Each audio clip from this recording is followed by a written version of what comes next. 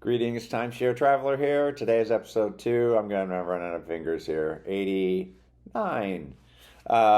Recent owner updates. I've done 2 owner updates, and I just want to talk about them in general because I think it's potentially a good time to buy right now if you're needing to.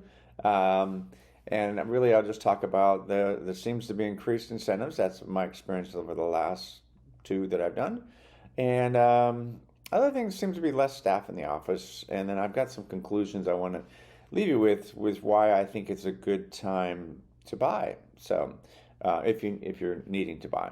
So, anyway, without further ado, at the end I'll tell you about my channel, but let me jump right in and tell you about my 2 recent updates. Okay, let's talk about the 2 recent owner updates. So I attended a Marriott Vacation Club, and this was part of a marketing package. Again, I was below maintenance fee pricing and taking advantage of that, just like I tell everyone this channel. And part of that was have the presentation. In the second case, I was at a World Mark, and it's part of an all cash day. Again, I mentioned whenever you can book with an all cash and it's below maintenance fees, you should do that and save your credits. That way you can extend everything. If you choose not to use that and just your credits are just enough, again, that approach is to keep you from buying more than you need. And since I can stay full time, I'm kind of at the place where I think I've got all I need.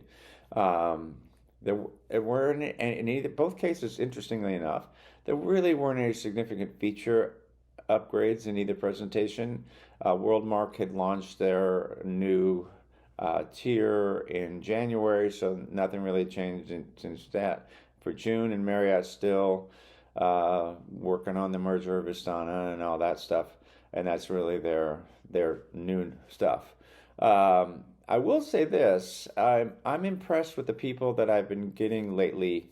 I don't know if it's because they recognize I know a lot, and so people who follow the channel, I'm curious if you put comments down below to see if the more you learn, the better your salesperson seems to be, because I think there's less fear, uncertainty, and doubt that they throw at you, um, because they know you know, and so then they're more about how can they help you. And I think being educated is the best bet.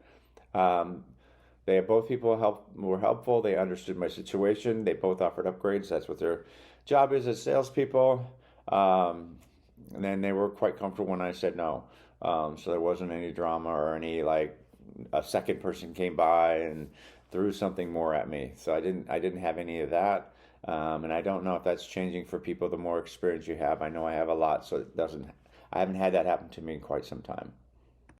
Next thing I want to talk about is increased incentives, which, well, there's nothing wrong with that.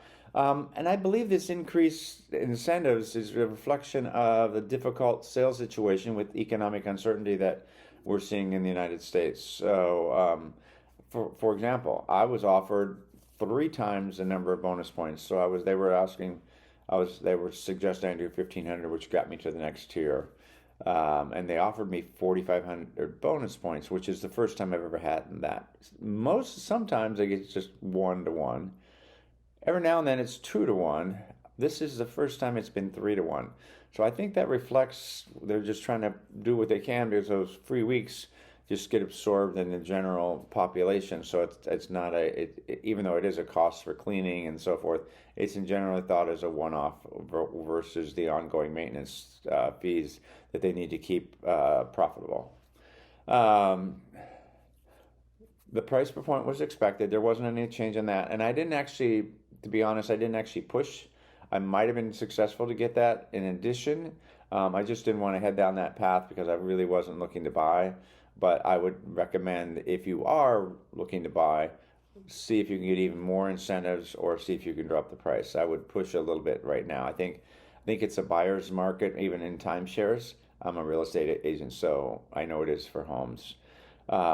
Anyway, Worldmark, they offered me a minimum upgrade of just 3,000 credits. And interestingly, they offered me 300,000 Wyndham rewards for the 3K upgrade, which is maybe a reflection of my experience with using timeshares, and so they push a little harder to, they know I like freebies. And that's 29 in a 1 bedroom or which is around a 6K value if you use those in Hawaii. So it's not insignificant, because the upgrade would have cost me somewhere around 12K, and I would have got 6K of it back in free stays. But why spend 12K when you don't actually need it and you can get it other ways? So, but it was something it was very interesting, and I appreciated the offer. It was actually genuine, and so they really wanted my business. So I didn't discuss price again. I didn't push to see what that 3K purchase would have been. And no, what was unusual is normally in the world mark situation, they normally start the incentives start at the 7 to 10K of credit purchase. So that was unusual to see it at the low end. The other thing I noticed is there was less staff in the office. In both updates, there seemed to be less staff. The Marriott staff was very experienced, but they just had a few. And I walked back to the office. I noticed there were a lot of empty offices, and it could have been the weekend. The person I got at WorldMark is just starting their career, so there might be some staff turnover, and so they're still needing to add, or maybe they constantly add to see if they can get people, if they can survive in this market. It's a tough market, then they're a good salesperson. So this might be, from their perspective, a good time to hire people and see if they can make it. The resorts were not full in either case. Obviously, marketing times, they normally don't book when it's full anyway. And my guess was the office staff seemed to be at 50% of available offices at table. It's kind of a general feel. And the other thing that was noticeable is I've gone to both these locations multiple times, and almost always there's two people at check-in, and in both cases this time there were only one. Now again, all this could be an anomaly, but the fact that it happened twice within a 2-week period tells me that I think there's less sales, so they've reduced the number of staff. So let me summarize this and give you my conclusions. So if you're thinking of upgrading, this is a good time to ask for a lot of incentives. And let me be clear about that. Make sure you've exhausted all of the other alternatives of using your points before you decide that you should upgrade. That's what I always say, and I've done some videos on that, of all the other ways you can use your credits, points, whatever you want to call them, before needing to upgrade. I would ask for double what they always offer, and sometimes they get no additional. That's the maximum, and sometimes they get 25% more. But at least I ask.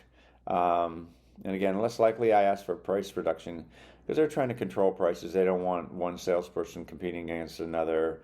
And a lot of that, like Marriott's, pretty much a corporate policy across the board. But you never know.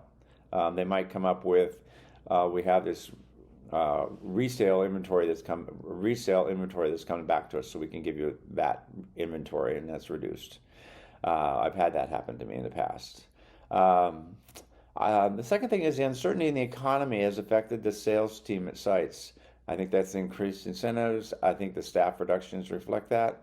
And again, remember, most timeshare salespeople, or even real estate people, are 100% commission based. There's no hourly salary to go with that. So I think that's what we're seeing. Anyway, that's kind of my conclusions of what I've seen in the last month or so on owner updates.